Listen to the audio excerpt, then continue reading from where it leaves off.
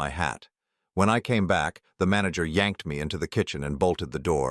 "Don't scream, just watch," he begged, pointing to the security monitor. He rewound the tape. When I saw what my son dropped into my wine while I was in the restroom, I hit the floor.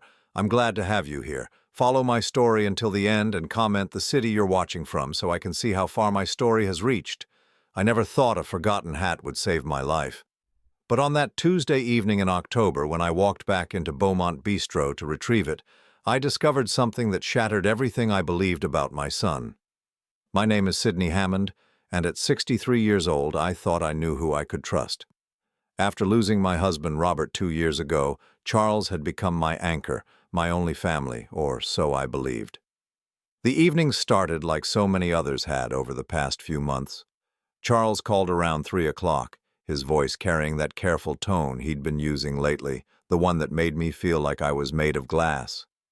"Mom, how about dinner tonight? That place you like, Beaumont Bistro?" I hesitated. We'd been there 4 times in the past 2 months, which seemed excessive for Charles, who usually preferred chain restaurants. But I was lonely and my son's attention felt precious these days. "That sounds lovely, sweetheart. 7 o'clock? Perfect. And Mom, maybe we could share a bottle of wine. You've seemed so tense lately." I frowned, touching the pearl necklace Robert had given me for our 20th anniversary. Tense? I hadn't felt tense until Charles started pointing it out. "I don't usually drink wine, you know that.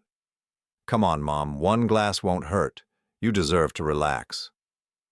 There it was again, that insistent tone wrapped in concern. I found myself agreeing, though something in my chest tightened. Beaumont Bistro sat on Maple Street like a warm jewel against the October evening. The amber lights spilled through tall windows, and the familiar scent of garlic and rosemary greeted me as I stepped inside. Charles was already there, seated at table 12 near the kitchen entrance. His fingers drummed against the mahogany surface, and he kept glancing at his watch. "You're early," I said, settling into the chair across from him. The soft jazz playing overhead couldn't quite mask the tension radiating from my son. Traffic was light. He signaled the waiter immediately, which wasn't like Charles. He usually took forever to decide what to order. "Let's get that wine, shall we? The Pinot Grigio you liked last time." I didn't remember liking any Pinot Grigio, but I nodded anyway. Lately, my memory felt like Swiss cheese, full of holes I couldn't explain. Dr. Peterson had mentioned it might be early signs of cognitive decline, something that terrified me more than I cared to admit. The waiter, a young man with kind eyes, brought our wine. Charles immediately lifted his glass. "To family," he said, but his smile didn't reach his eyes. "To family," I echoed, though the word felt heavy on my tongue. As we talked, I noticed Charles kept checking his phone, typing quick messages. When I asked about Maggie, his wife, he waved dismissively. "She's at her book club. You know how she is about her social commitments." But Maggie had never mentioned a book club to me. In fact, she rarely mentioned anything to me at all. Our relationship had always been politely distant, but lately it felt actively cold. "Charles, is everything all right? You seem distracted." He looked up sharply. "Everything's fine, Mom. Why would you ask that?" "You keep looking at your watch and your phone." His jaw tightened almost imperceptibly. "I'm just making sure we don't stay out too late. You know how confused you get when your routine is disrupted." Confused. There was that word again. When had I become the confused one? When had my own son started speaking to me like I was a child? "I don't feel confused," I said quietly. "Of course you don't. That's the nature of these things." His voice carried a patience that felt practiced, rehearsed. "Dr. Peterson explained it to me. The early stages are subtle." The early stages of what? Dr. Peterson had mentioned some concerns, but nothing definitive, nothing that warranted the way Charles had been treating me like I was losing my mind. Halfway through dinner, I excused myself to visit the restroom. My reflection in the mirror showed a woman who looked older than her 63 years, tired in a way that went deeper than physical exhaustion. The overhead lighting was harsh, highlighting lines I didn't remember having 6 months ago. When I returned to our table, Charles was sliding his phone into his pocket, and there was something different about his expression. Satisfied, maybe, or relieved.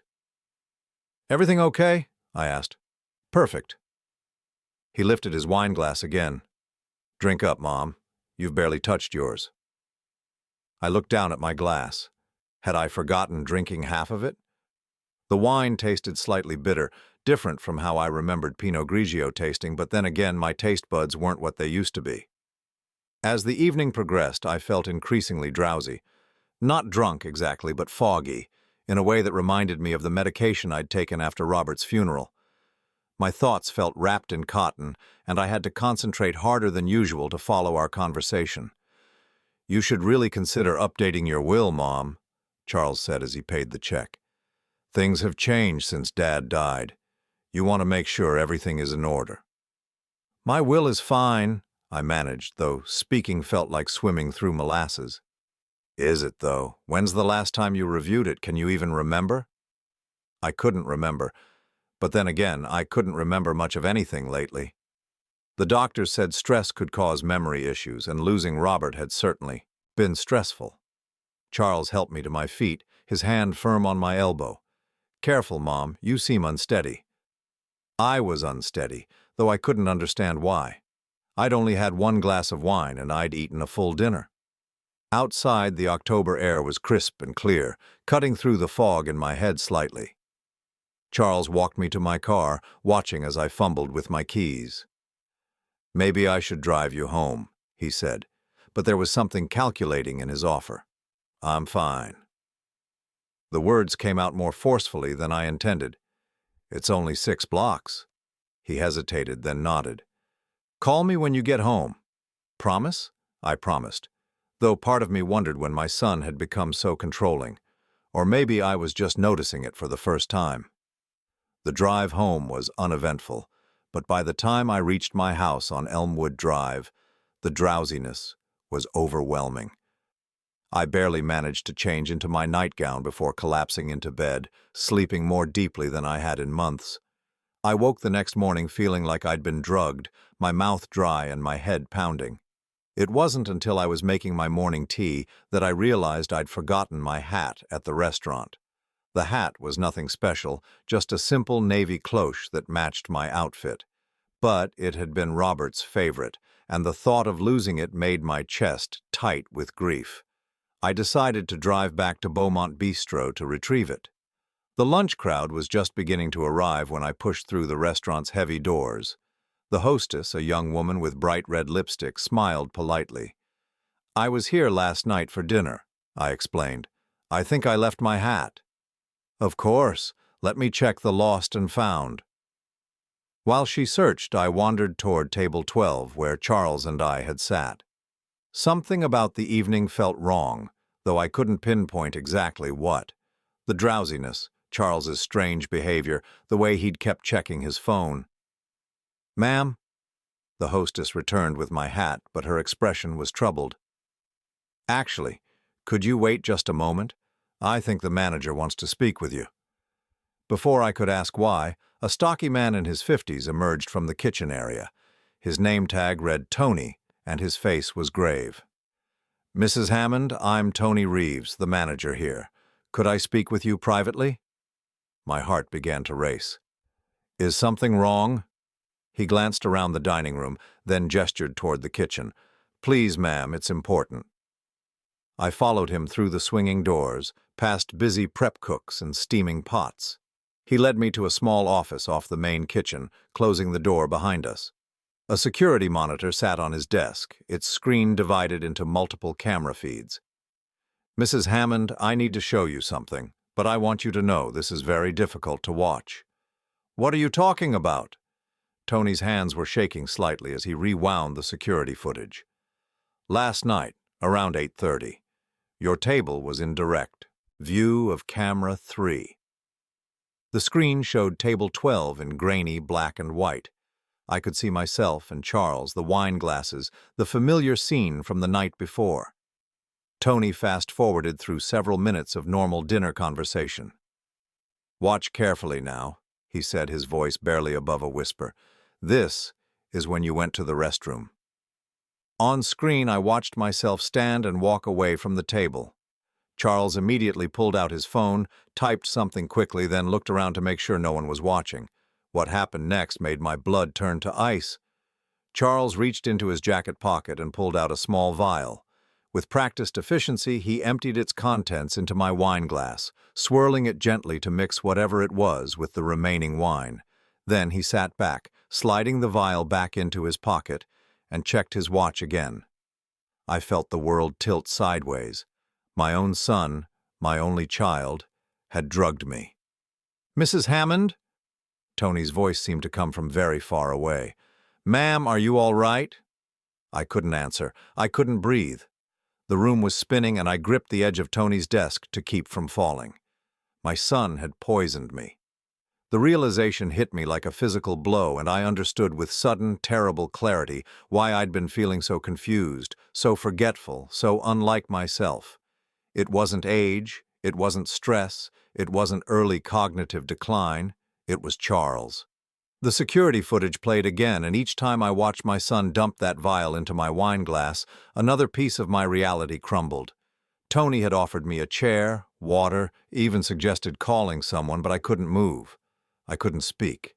I could only stare at the screen and watch my own child poison me. "How long have you been watching this happen?" I finally whispered. Tony's face was grim. "Last night was the first time we caught it on camera, but—" He hesitated, running his hand through his graying hair. "Mrs. Hammond, your son has made reservations here 7 times in the past 4 months. Always the same table, always insisting you have wine, always when you go to the restroom." 7 times. 7 times Charles had drugged me, and I had attributed my confusion and memory loss to grief, to age, to some failing in myself. The shame burned in my throat like acid. "Why didn't you say something sooner?" The question came out harsher than I intended. "We suspected, but we couldn't be sure. People do all kinds of things at dinner. Add sweetener, medication, supplements. But last night, the way he looked around first, the way he hid the vial—" Tony shook his head. "I've been in this business for 22 years. I know what suspicious behavior looks like." I thought back to all those dinners, all those evenings when Charles had been unusually attentive, insisting we go out, encouraging me to relax and have a drink. The pattern was so clear now, so obvious, I felt sick with my own blindness. "What kind of drug?" My voice sounded strange to my own ears, distant and hollow. "I'm not sure, ma'am. But based on how you looked when you left last night, something to make you drowsy and confused. Maybe something to affect your memory." Memory. The word hit me like a slap.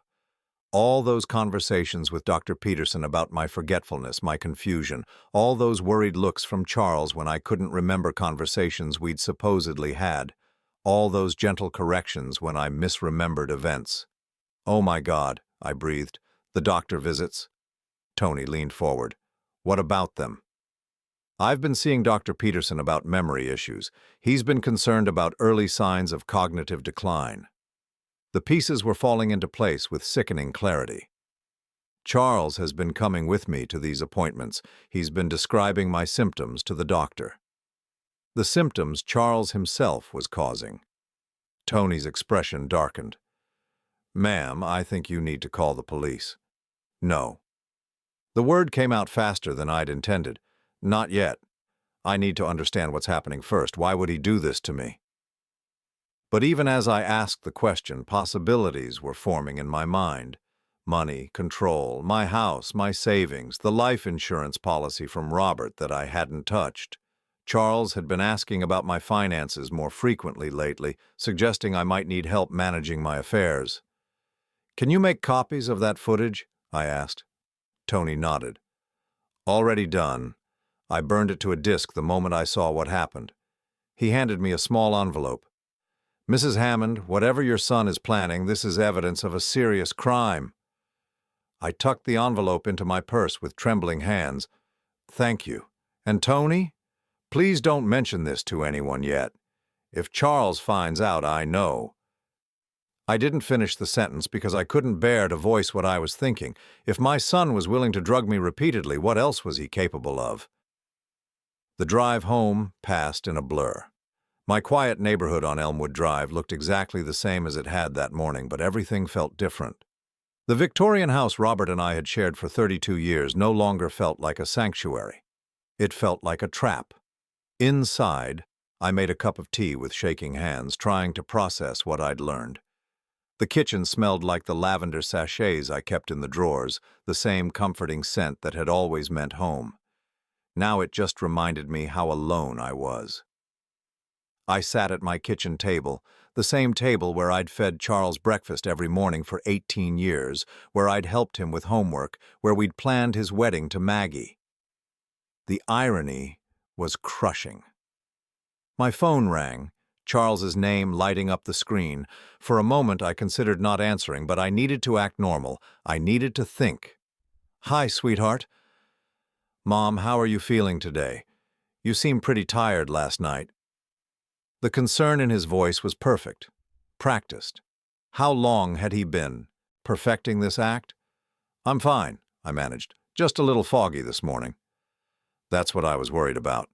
These episodes seemed to be getting more frequent. There was a pause and I could hear him typing, always coordinating with someone.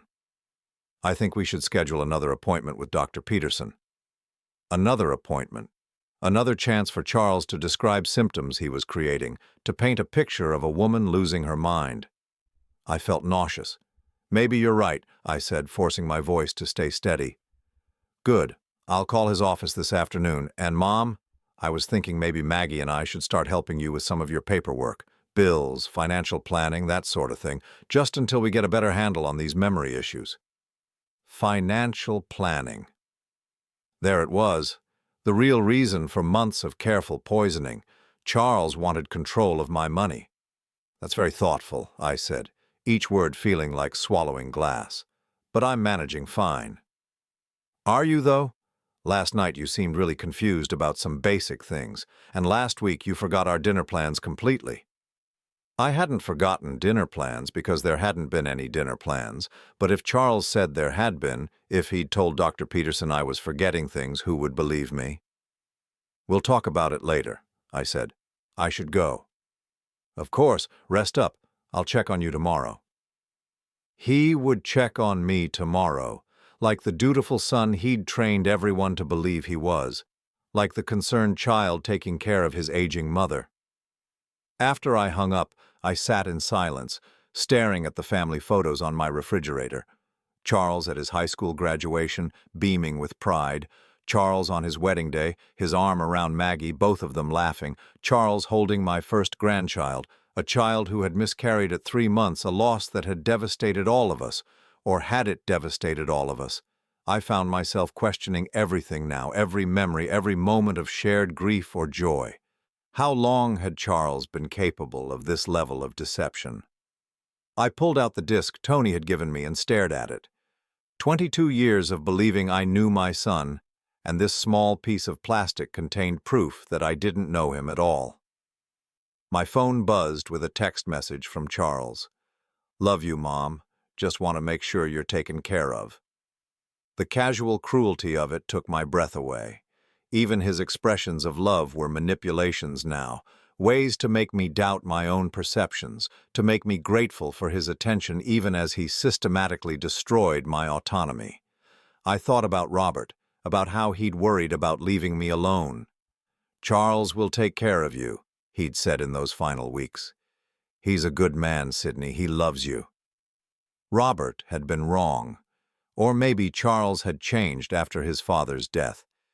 Maybe grief had broken something in him, or maybe the person I thought I'd raised had never existed at all. I walked through my house, really looking at it for the first time in months. Robert's reading chair in the study, still positioned exactly where he'd left it. The grandfather clock in the living room that chimed every hour, marking time I no longer felt I could trust. The photographs on the mantel, a lifetime of memories that now felt contaminated by doubt. In Robert's study, I found the files I'd been avoiding since his death. Insurance policies, investment accounts, the deed to the house, Everything was in my name now, everything Charles would inherit when I died. But what if he didn't want to wait? I sat at Robert's mahogany desk and opened my laptop, something I'd been doing less and less lately because the computer seemed to confuse me more than it used to. But now I wondered if that confusion had been chemically induced. I searched for information about drugs that could cause memory loss, confusion, disorientation. The list was terrifyingly long. Benzodiazepines, sleep aids, even some antihistamines in large enough doses. All of them could cause exactly the symptoms I'd been experiencing. Then I searched for something else. Financial elder abuse. The statistics were staggering. Family members were responsible for the vast majority of financial crimes against older adults. Sons and daughters trusted with power of attorney, slowly draining their parents' accounts. Adult children convincing doctors their parents were incompetent, then taking control of their finances. It was a playbook, and Charles was following it perfectly. My phone rang again, Maggie's name this time. I almost didn't answer, but curiosity won out. "Sydney, how are you feeling?" Her voice carried the same practiced concern as Charles's. "I'm fine, Maggie. Why?" "Charles mentioned you had another one of your confused episodes last night. He's really worried about you." Another one of my confused episodes, as if they were a regular occurrence, as if everyone knew about them except me. "I'm not confused," I said carefully. There was a pause, the kind of pause people make when they're choosing their words carefully. "Of course you don't feel confused, Sydney. That's part of the condition. Charles and I were talking, and we think it might be time to consider getting you some additional help around the house." Additional help, a caregiver, probably. Someone to monitor me, to make sure I was taking my medication, to witness my declining mental state. Someone who could testify later that Sydney Hammond was clearly not competent to manage her own affairs. "That won't be necessary," I said. "Well, we can discuss it when you're feeling more like yourself." Another pause. "Charles is setting up that appointment with Dr. Peterson. We want to make sure you get the help you need." After Maggie hung up, I sat in Robert's chair and tried to remember the last time I'd felt truly like myself. It had been months, maybe longer. The drugging explained the recent incidents, but what about before that? Had Charles been planning this since Robert's death? Had he been waiting for me to be vulnerable, alone, dependent on him? I thought about the will Maggie had mentioned, the documents Charles wanted me to review. I pulled out my copy from the filing cabinet and read through it carefully. Everything was straightforward. Charles would inherit the house, the savings, the investments. But there were conditions, safeguards Robert had insisted on. Charles couldn't sell the house for 5 years. The money was tied up in a trust that distributed gradually over time, unless I was declared incompetent.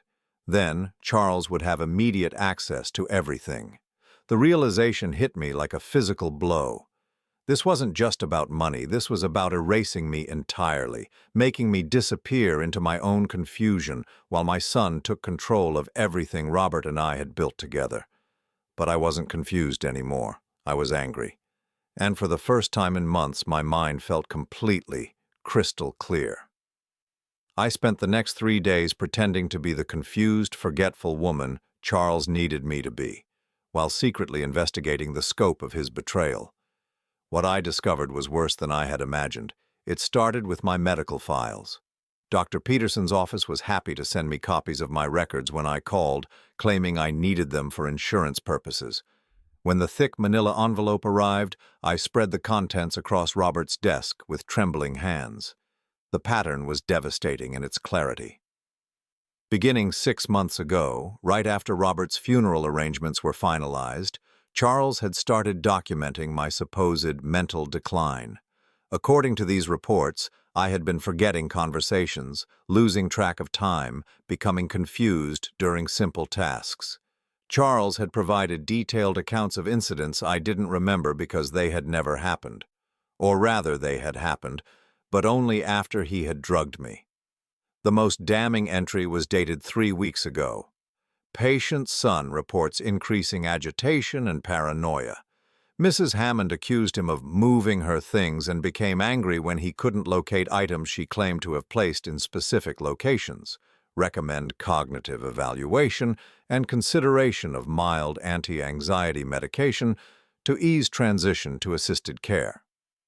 I had never accused Charles of moving my things, but I had been confused about where I'd put certain items, confused because whatever drug he was using affected my short-term memory, and Dr. Peterson had recommended anti-anxiety medication, which Charles could easily manipulate or increase to make me even more compliant. My hands shook as I reached for the phone to call Dr. Peterson's office directly. "I'd like to schedule an appointment," I told the receptionist, "but I'd prefer to come alone this time, without my son." There was a pause. "Mrs. Hammond, your son specifically requested that he be notified of all appointments. He's very concerned about your condition." "I understand, but I'm still capable of making my own medical decisions." Another pause, longer this time. "Of course, ma'am, but given your recent diagnosis." "What diagnosis?" The silence stretched uncomfortably. "Mrs. Hammond, perhaps you should discuss this with your son or Dr. Peterson directly." I hung up, my heart racing. What diagnosis? What had Charles told them that I didn't know about? I called back and asked to speak to Dr. Peterson immediately. When he came on the line, his voice carried the careful, patient tone people use with confused elderly patients. "Sydney, how are you feeling today?" "I'm feeling like I need to understand what diagnosis you've given me." A long pause. "Sydney, we discussed this last week. You have early-stage dementia, possibly Alzheimer's. We talked about treatment options and care planning." The room spun around me. "I was never given that diagnosis." "You were there, Sydney. Charles was with you. We talked for over an hour about your options." But I hadn't been there. Last week I'd been home and Charles had said he was meeting with a client. He'd visited Dr. Peterson without me, impersonated a family meeting, and received a diagnosis for a condition I didn't have. "I'd like to come in for an independent evaluation," I said carefully. "Alone." "Sydney, that's not advisable in your condition. Charles has power of attorney for medical decisions. Any new evaluations would need to go through him." Power of attorney.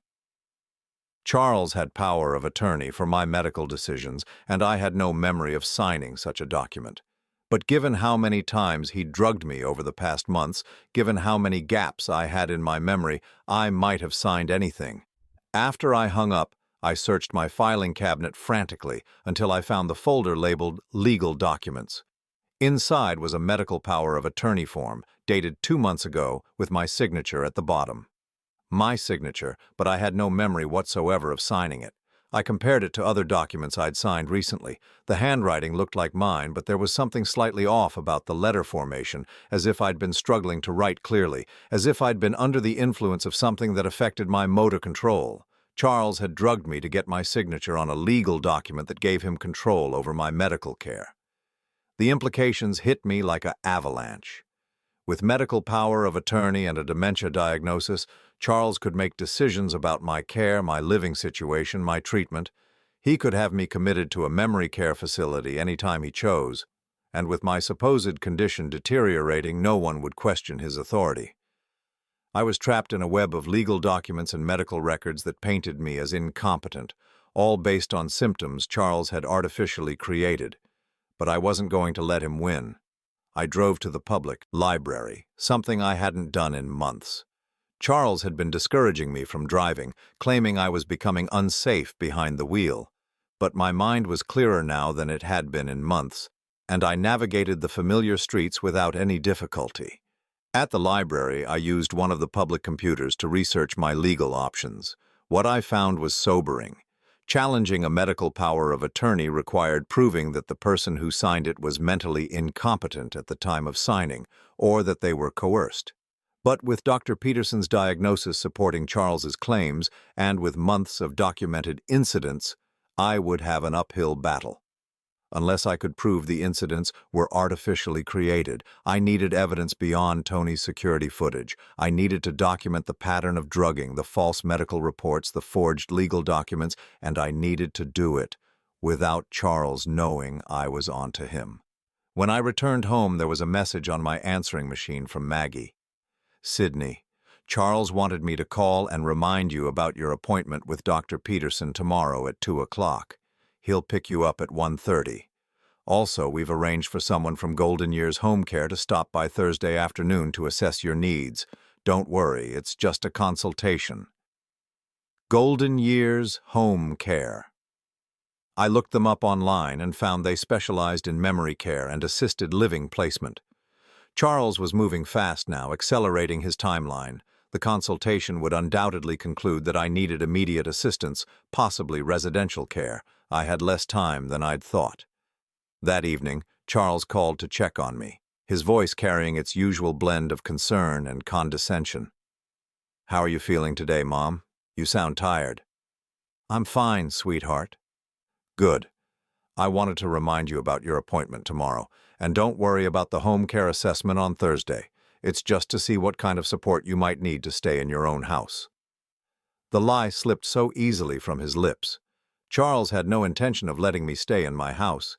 He wanted me declared incompetent so he could access my assets immediately, and he needed me in a controlled environment where my protests could be dismissed as confusion or paranoia. "That sounds helpful," I said, hating how the words tasted. "I knew you'd understand. You've always been so reasonable, Mom. It's one of the things I've always admired about you." After he hung up, I sat in the dark for a long time, thinking about the son I'd raised and the man he'd become. When had the transformation happened? Had there been signs I'd missed, or had Charles always been capable of this level of manipulation? I thought about his childhood, searching for clues. He'd been a good student, popular, seemingly well-adjusted, but there had been incidents. A teacher's missing wallet that was found in Charles's desk, though he'd sworn he was innocent. Neighbor's cat that had disappeared after Charles claimed it was bothering him. His explanation for everything had always been so reasonable, so convincing. Maybe the capacity for deception had always been there, dormant until he needed it. I made myself a cup of tea and sat at the kitchen table planning my next moves. I needed to attend tomorrow's appointment with Dr. Peterson, but I needed to go in prepared. I needed questions that would expose the contradictions in Charles's story, evidence that would prove my cognitive function was normal. More importantly, I needed to start building my own case. I needed to document Charles's drugging, his lies, his manipulation of my medical records. I needed to prove that Sydney Hammond was not a confused old woman losing her mind, but a victim of systematic abuse by her own son. The irony wasn't lost on me. To save myself from being declared mentally incompetent, I would have to prove that my only child was a criminal who had been slowly poisoning me for months. But as I sat there in the quiet of my kitchen, surrounded by the familiar scents of lavender and lemon, I felt something I hadn't experienced in months. Determination.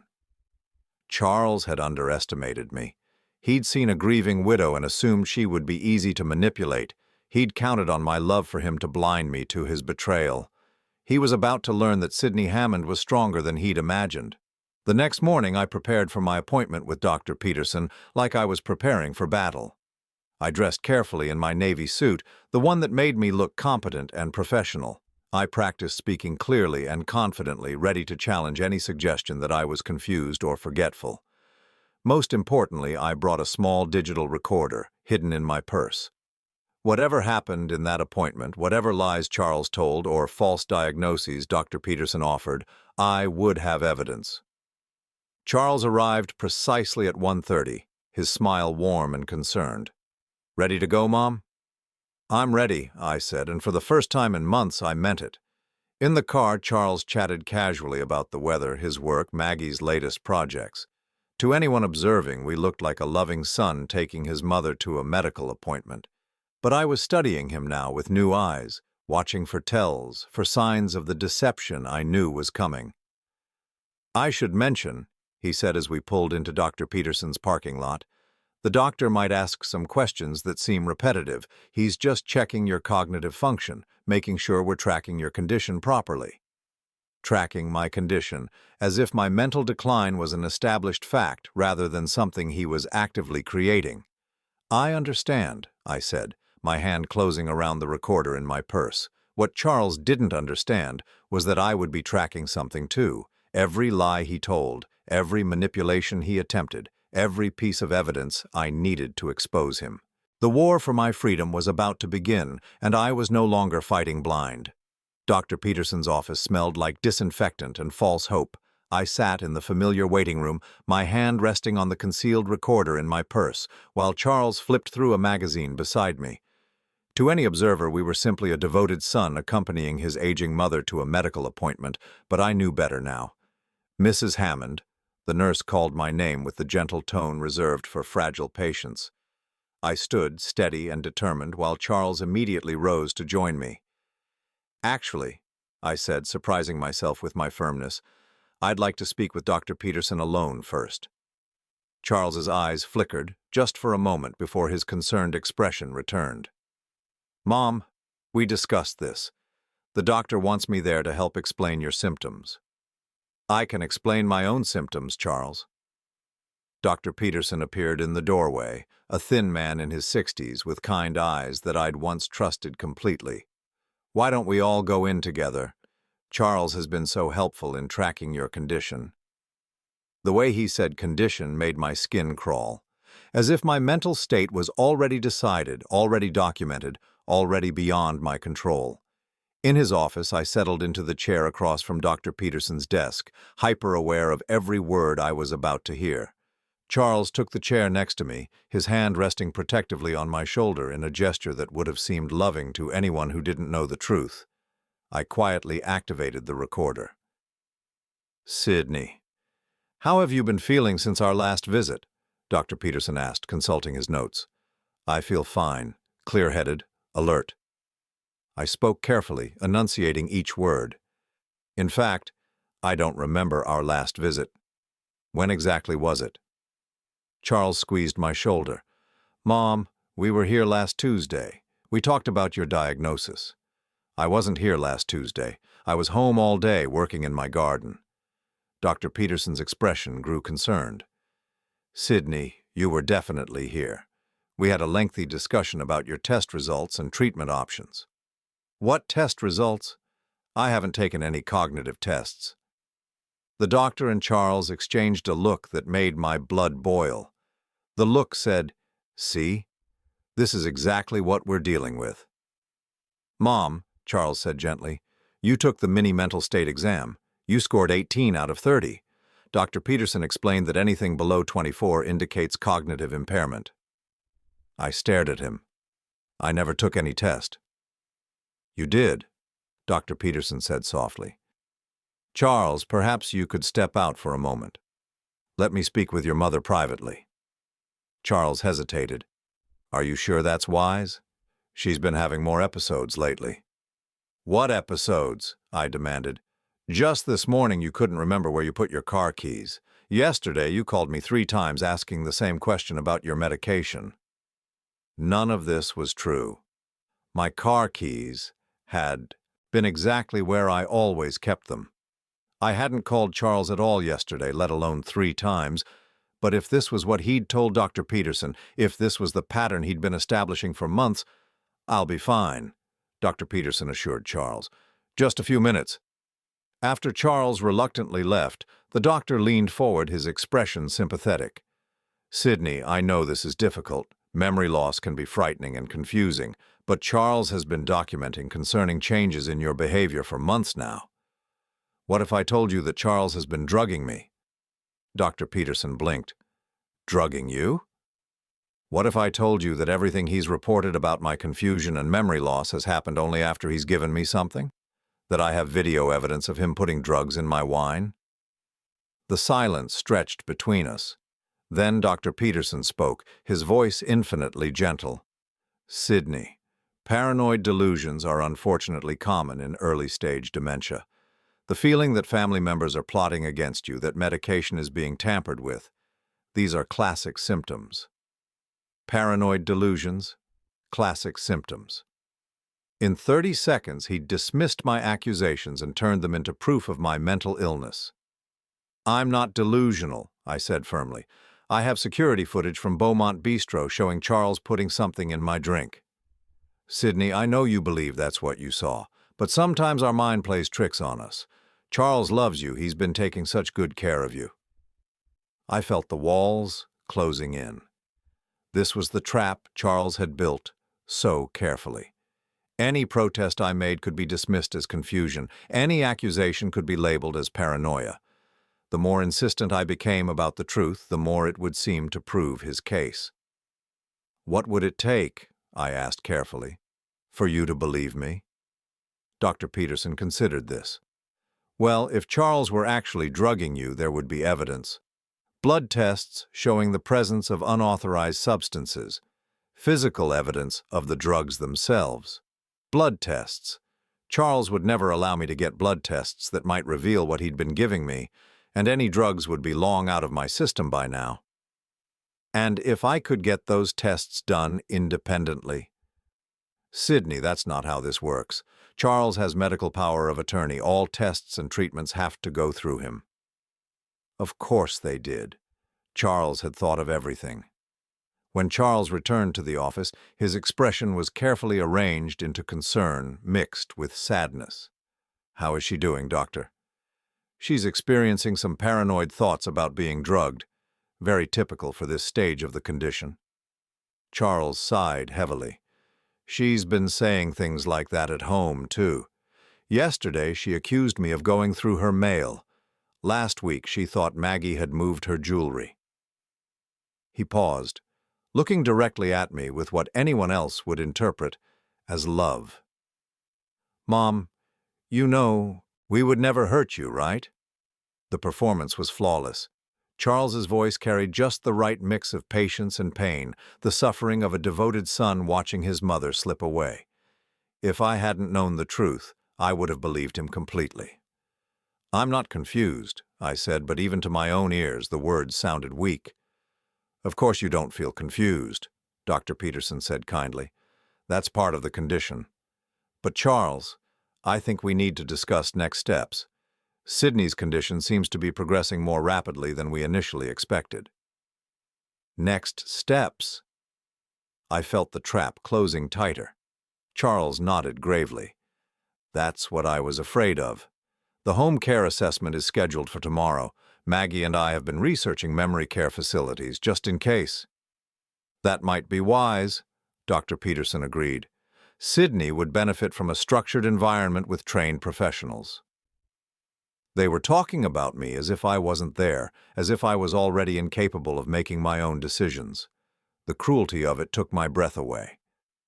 "I want a second opinion," I said suddenly. Both men turned to look at me. Charles's expression never wavered, but something flickered behind his eyes. "Of course," Dr. Peterson said, "but any referral would need to go through Charles, and the new doctor would need access to all your current medical records and test results. The records that Charles had helped create. The test results from tests I'd never taken. The second opinion would be based on lies, and would undoubtedly reach the same conclusion."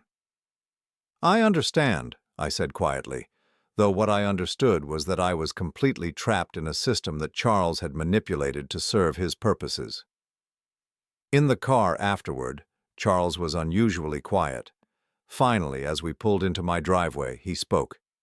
"Mom, I know this is scary, but Dr. Peterson and I only want what's best for you." I looked at my house, the home I'd shared with Robert for over 30 years, the place where I'd planned to live out the rest of my days. Charles was going to take it away from me, along with my freedom, my autonomy, and my dignity. "I know you do, sweetheart," I said, and the lie tasted like ash in my mouth. That evening after Charles left, I sat in Robert's study and listened to the recording I'd made. Hearing it played back was even more devastating than living through it. The way Dr. Peterson had dismissed my accusations, the way Charles had smoothly provided explanations for incidents that had never happened, the way they'd discussed my future as if I was already gone.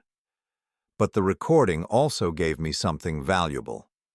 Evidence of how the conspiracy worked, how Charles was manipulating the medical system to support his narrative. If I could get an independent evaluation, if I could find a doctor who wasn't influenced by Charles's version of events, I researched lawyers who specialized in elder abuse, memorizing names and contact information.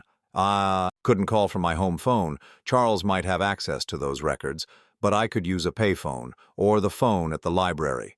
Tomorrow the home care assessor would come, and they would undoubtedly conclude that I needed immediate supervision. Then Charles would move quickly to have me placed in a facility where my protests could be dismissed as the ramblings of a confused old woman. I had perhaps 48 hours to expose the truth before I lost everything. As I sat there in the gathering darkness, I thought about the Charles I'd raised, the little boy who'd once brought me dandelions and called them flowers. When had that child become someone capable of this level of cruelty? Or had I been blind to his true nature all along, seeing only what I wanted to see? It didn't matter now. What mattered was that I finally understood the game he was playing, and I was going to find a way to beat him at it. The next morning, I woke with a clarity I hadn't felt in months. Charles expected me to be confused, forgetful, easily manipulated, but I was none of those things. I was a 63-year-old woman with a sharp mind and a will to survive, and I was not going down without a fight. The home care assessor would arrive at 2 o'clock, expecting to find an elderly woman in cognitive decline. Instead, they would meet someone who was very much in control of her faculties. I had a performance of my own to give, and everything depended on getting it right. The home care assessor arrived exactly at 2 o'clock, as promised. Mrs. Catherine Walsh was a woman in her 50s, with kind eyes and a clipboard full of forms designed to measure my capacity for independent living. What she didn't know was that I had spent the morning preparing for the most important performance of my life. Charles and Maggie flanked me on the living room sofa like concerned guards, their expressions perfectly calibrated to show loving worry. I sat between them, playing the role they expected, a confused elderly woman who needed their protection. "Mrs. Hammond," Mrs. Walsh began gently, "I'm here to assess what kind of support services might help you continue living safely in your home." I blinked slowly, as if struggling to process her words. "Support services? I don't understand why I would need those." Charles leaned forward. "Mom, we've talked about this. You've been having some memory issues, some confusion. We just want to make sure you're safe." "Have I?" I asked, letting my voice carry a tremor of uncertainty. "I feel fine." Mrs. Walsh made a note on her clipboard. Over the next hour, she asked me questions about my daily routine, my ability to manage medications, my cooking habits. I answered some correctly and fumbled others deliberately, creating the impression of someone whose cognitive abilities were inconsistent. When she asked me to remember a list of 3 words and repeat them back after 5 minutes, I remembered 2 and claimed I couldn't. Recall the third.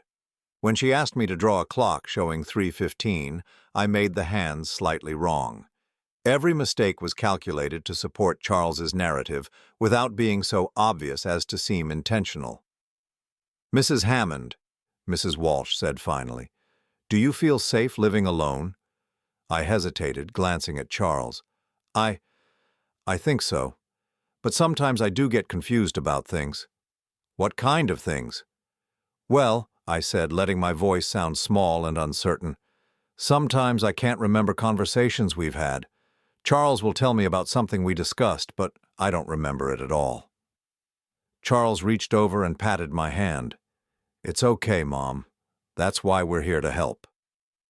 Mrs. Walsh spent another 30 minutes interviewing Charles and Maggie about their observations of my behavior. They painted a picture of a woman in gentle decline who needed increasing supervision. Charles mentioned my paranoid thoughts about being drugged, which Mrs. Walsh noted with evident concern. "In cases like this," she said, addressing Charles while I sat quietly beside him, "we often recommend starting with daily check-ins, perhaps meal preparation services. However, given what you've described about the paranoid episodes and the extent of the memory loss, your mother might benefit from a more structured environment." You mean a facility? Maggie asked, her voice carefully neutral. Possibly. There are excellent memory care communities that specialize in early-stage dementia. The residents maintain dignity and independence while having access to professional support. I let my eyes fill with tears. I don't want to leave my home.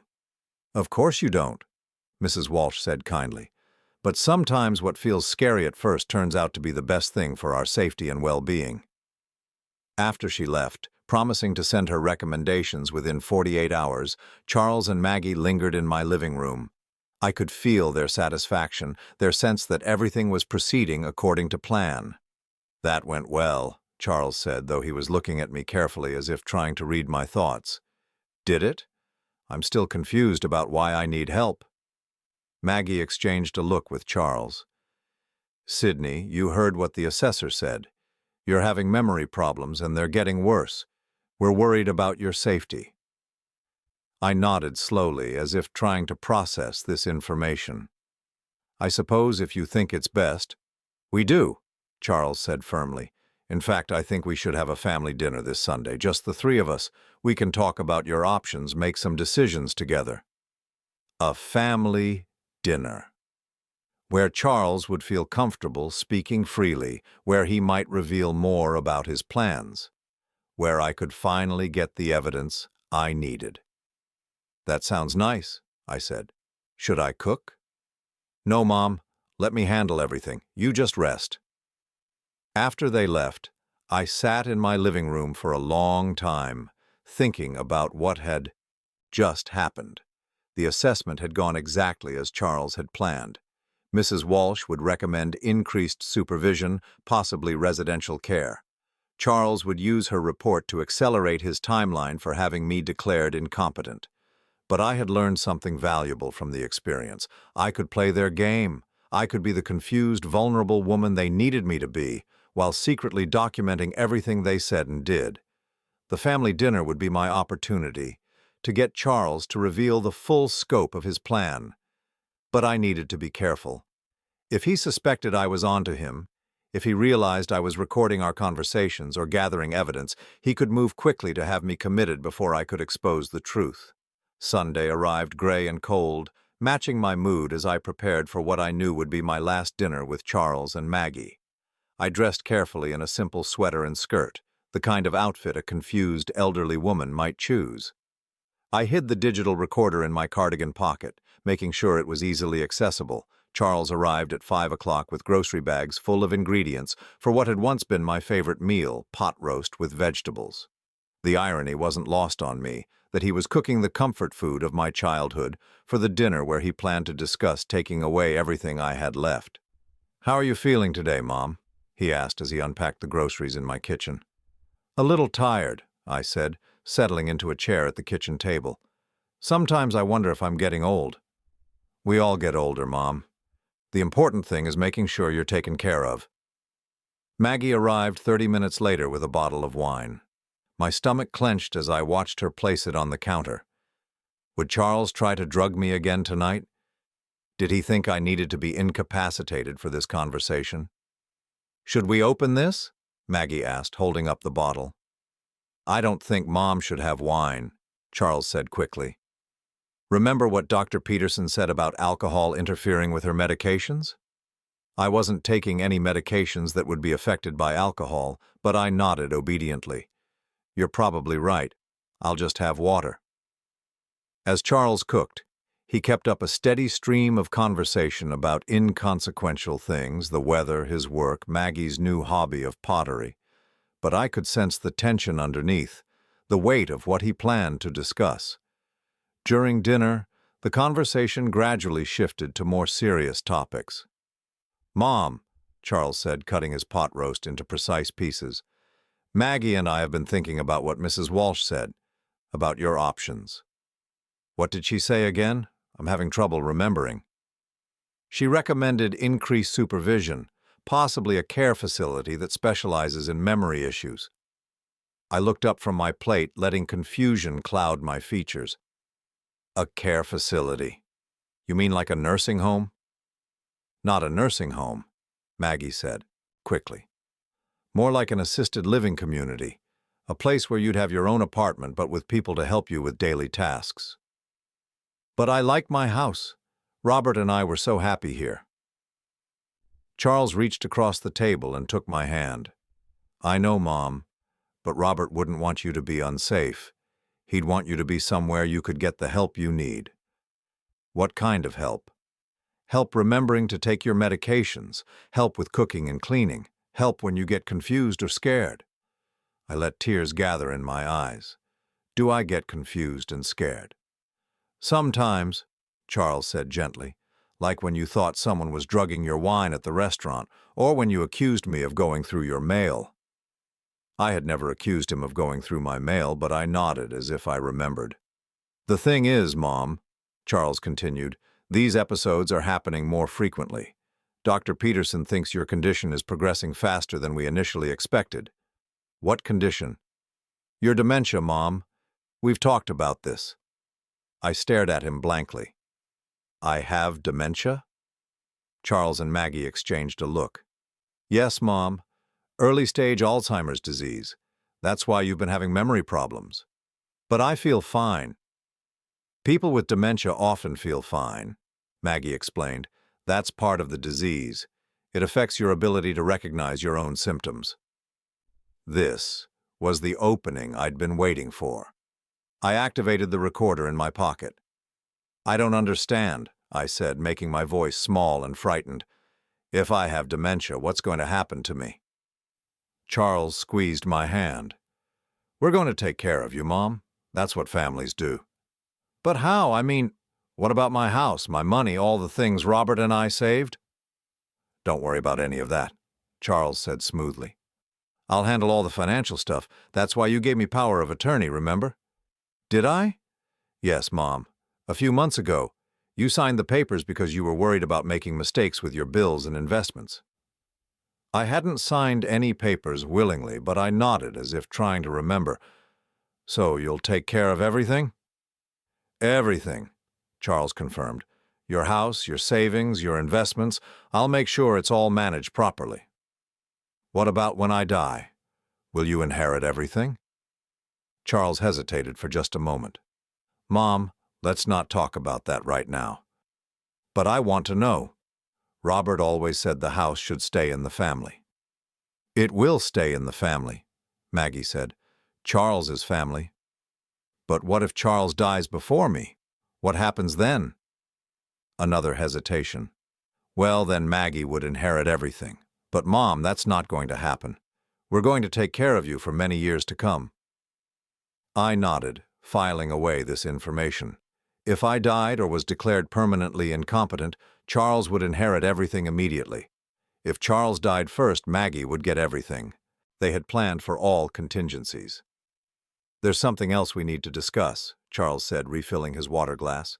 The care facility has a waiting list, but there's been a cancellation. They have an opening next week. Next week? I let my voice rise in panic. But I'm not ready. I don't understand what's happening. That's why we need to move quickly, Maggie said, before you get more confused, while you can still participate in the decision. But what if I don't want to go? Charles's expression hardened almost imperceptibly. Mom, you're not capable of making that decision anymore. That's why I have power of attorney. It's my responsibility to keep you safe, even if you don't understand what's best for you. There it was. The admission I needed. Charles was planning to use his fraudulent power of attorney to force me into a care facility against my will while taking control of my assets. I'm scared, I whispered, and for once I didn't have to fake the emotion. I know you are, Charles said, his voice softening, but you don't need to be scared. We'll visit you all the time, and you'll make new friends, people who understand what you're going through, people who wouldn't believe me when I told them I'd been drugged and manipulated. People who would see my protests as symptoms of my disease. When would I move? I asked. Next Thursday, Charles said. That gives us a few days to pack your things and get everything sorted. 4 days. I had 4 days to expose Charles before he could have me committed to a memory care facility where my voice would be silenced forever. I think I need to lie down, I said, standing shakily. This is all very overwhelming. Of course it is, Maggie said. "Why don't you rest? We'll clean up here." As I walked toward my bedroom, I heard Charles and Maggie talking quietly in the kitchen. I paused in the hallway, straining to hear.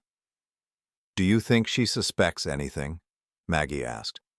"No," Charles replied. "She's exactly where we need her to be. Confused, compliant, ready to accept whatever we tell her." "And the house?"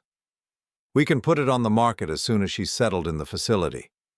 The real estate agent thinks we can get at least $500,000 for it." "What about the investments?" "Those will take a little longer to access, but once she's been in care for 6 months, I can petition the court to have her declared permanently incompetent. Then we'll have complete control over everything."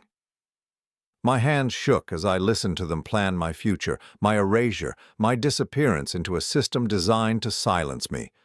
But I had what I needed now. I had their confession, recorded in their own words. In my bedroom, I sat on the edge of the bed and listened to the recording I'd just made. Charles and Maggie discussing my fake diagnosis, my fraudulent power of attorney, their timeline for taking my house and assets. It was all there, clear and undeniable.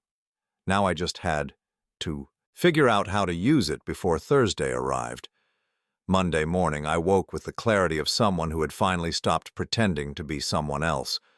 For months, I had been playing the role of a confused, deteriorating woman, because that's what Charles needed me to be. But today, I was going to be Sydney Hammond, sharp, determined, and ready to fight for her life. I had 3 days before Charles planned to move me to the memory care facility. 3 days to expose his lies and reclaim my freedom. My first call was to Eleanor Patterson, my late husband's cousin, and the only family member I trusted completely. Eleanor lived 2 states away in North Carolina, which had probably saved her from Charles's manipulation. When she answered the phone, her voice was warm with surprise. "Sydney, what a lovely surprise. How are you holding up?" "Eleanor, I need your help, and I need you to listen carefully to what I'm about to tell you." I spent the next hour explaining everything.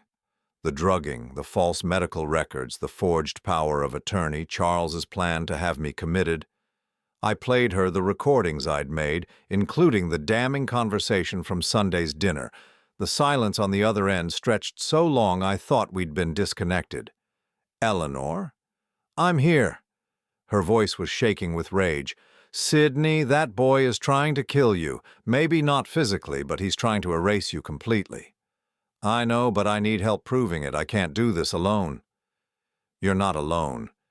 Give me 2 hours to make some calls. I have a friend who's a retired federal prosecutor. She'll know exactly what to do." After Eleanor hung up, I called Tony at Beaumont Bistro. "Mrs. Hammond, I've been worried about you. How are you doing?" "I need that security footage, Tony, and I need you to be willing to testify about what you saw." "Of course. Anything you need." "There's more. I have reason to believe my son has been systematically poisoning me for months, not just that one night. Do you keep footage from previous visits?" "We archive everything for 90 days. If you can give me dates, I can pull whatever we have." I gave him 6 dates from the past 3 months when Charles had insisted on taking me to dinner. If the pattern was consistent, if Charles had been drugging me regularly, Tony would have evidence of multiple incidents. My next call was to a locksmith. If Charles had keys to my house, if he'd been coming and going without my knowledge, I needed to secure my home immediately. While I waited for the locksmith to arrive, I went through my house systematically, looking for evidence of tampering.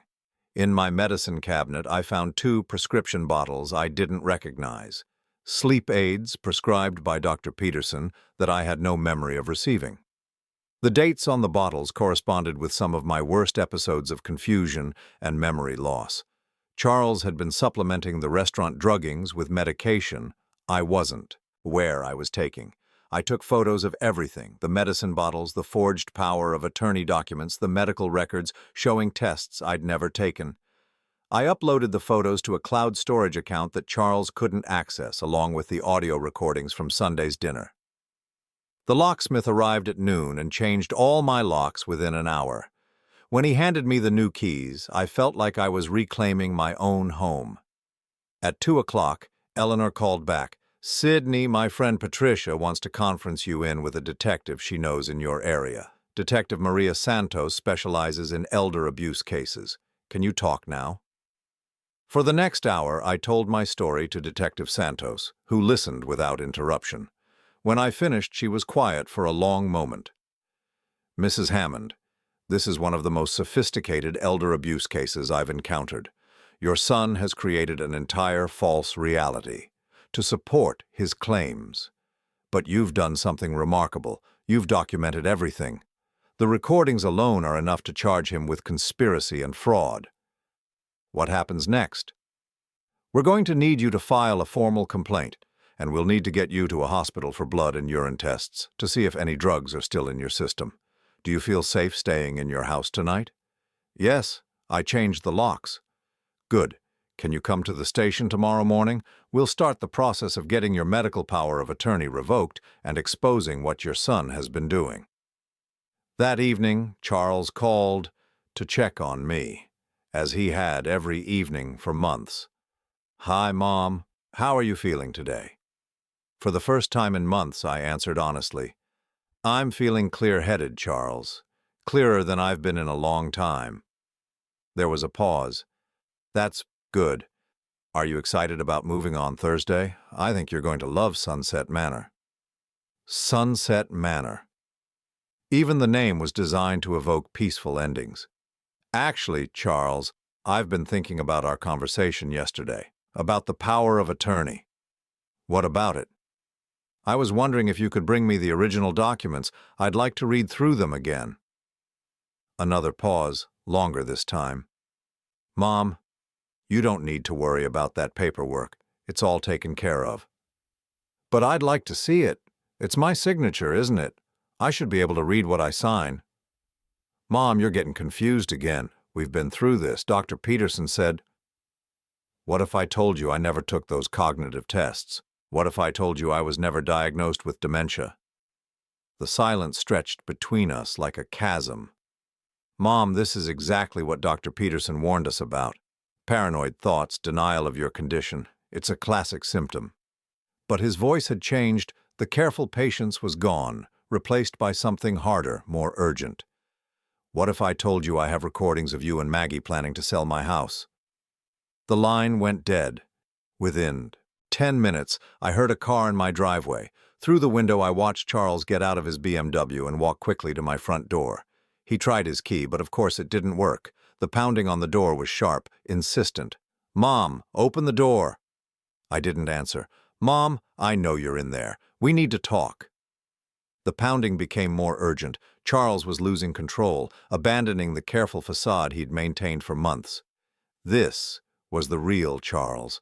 Angry, entitled, dangerous when he didn't get what he wanted. I called Detective Santos. He's here, I said quietly. Charles is at my house demanding to be let in. Stay inside. Lock all your doors. I'm sending a patrol car. For 20 minutes, Charles circled my house, trying windows, checking the back door, shouting increasingly desperate demands that I let him in. I watched from my bedroom window as he called someone on his cell phone, probably Maggie, probably Dr. Peterson, trying to coordinate a response to my sudden resistance. When the police car arrived, Charles immediately switched back to his concerned son persona. I watched him approach the officers, his body language conveying worry and frustration. He was probably telling them that his demented mother had locked herself in the house and was having a paranoid episode. But Detective Santos had briefed these officers. Instead of helping Charles gain entry to my house, they asked him to step away from the property. I opened my front door and spoke to the officers through the screen. Mrs. Hammond, are you all right? I'm fine, officer, but I don't want my son on my property. Charles stepped forward. Officers, my mother has Alzheimer's disease. She's confused and frightened. I have medical power of attorney. Sir, we're going to need to see documentation of that power of attorney, and we're going to need to speak with Mrs. Hammond privately. The look Charles gave me through the screen door was unlike anything I'd ever seen from him before. Not the practiced concern, not the patient love, but pure hatred. In that moment, I saw who my son really was, someone who viewed me not as his mother but as an obstacle to be removed. The next morning, I sat in Detective Santos's office, signing formal complaints and providing evidence. Tony from Beaumont Bistro brought security footage from 6 different evenings, showing Charles drugging my drinks with mechanical precision. The hospital had confirmed traces of benzodiazepines in my system, drugs that weren't prescribed to me and that I had never knowingly taken. Dr. Peterson's office was being investigated for their role in the conspiracy. The medical records showing false diagnoses and fake test results were being examined by experts who could prove they were fraudulent. Most importantly, a judge had granted an emergency order revoking Charles's power of attorney and freezing any access he had to my accounts. "What happens now?" I asked Detective Santos. "Now, we prosecute. Charles and Maggie will be charged with conspiracy, fraud, and elder abuse. Dr. Peterson's involvement is still being investigated, but he'll likely face charges for falsifying medical records." "And me?" "You get your life back, Mrs. Hammond, your real life, not the one they were trying to create for you." That afternoon, I drove to Sunset Manor, the memory care facility where Charles had planned to imprison me. It was a pleasant enough place with comfortable common areas and cheerful staff. But it was still a place where people went to disappear quietly, where their protests could be dismissed as symptoms of their disease. I introduced myself to the director and explained why I was there. "We had no idea," she said, horrified. "Your son seemed so concerned, so devoted. He said you were in denial about your condition." I imagine he was very convincing. "What can we do?" "Help other families recognize the warning signs. Not everyone who claims a family member needs care is telling the truth." 6 months later, I testified at Charles's trial. He sat at the defense table in an expensive suit, looking like the successful businessman he'd always appeared to be. But the evidence was overwhelming. The security footage, the forged documents, the false medical records, the recorded conversations. Maggie had pleaded guilty and testified against Charles in exchange for a reduced sentence. Dr. Peterson had lost his medical license and was facing criminal charges. The careful conspiracy they'd built to erase me had collapsed completely. Charles was sentenced to 8 years in prison for elder abuse, fraud, and conspiracy. As the bailiff led him away, he looked back at me one last time. There was no remorse in his expression, no recognition of what he'd done, only anger that his plan had failed. I felt nothing for him. Not sadness, not anger, not even disappointment. The Charles I had loved, the son I had raised, had never really existed. He had been a mask worn by someone who saw me only as an asset to be acquired. Today I live alone in the house Robert and I shared for 32 years. I take no medications except vitamins. I drive wherever I want to go, manage my own finances, and make my own decisions about my care and my future. Eleanor visits regularly, and I've reconnected with other family members who had been told I was too confused to maintain relationships. I've also become an advocate for elder abuse prevention, working with Detective Santos to help other families recognize the warning signs of financial exploitation. The irony isn't lost on me that Charles's attempt to have me declared mentally incompetent actually proved how sharp my mind really was. I had outsmarted him, outmaneuvered him, and ultimately outlasted him. I'm 74 years old now, and I've never felt more like myself. Every morning I wake up in my own bed, in my own house, living my own life on my own terms. I water my garden, read my books, and remember everything clearly. The confusion is gone. The memory lapses have disappeared. The woman Charles tried to erase has been reborn, stronger and more independent than ever. I survived my own son's attempt to destroy me, and in doing so, I discovered something I'd forgotten in the grief after Robert's death. Sidney Hammond is a force to be reckoned with. Charles had underestimated me. He thought a grieving widow would be easy prey, someone he could manipulate and control without resistance. He was wrong, and I am free.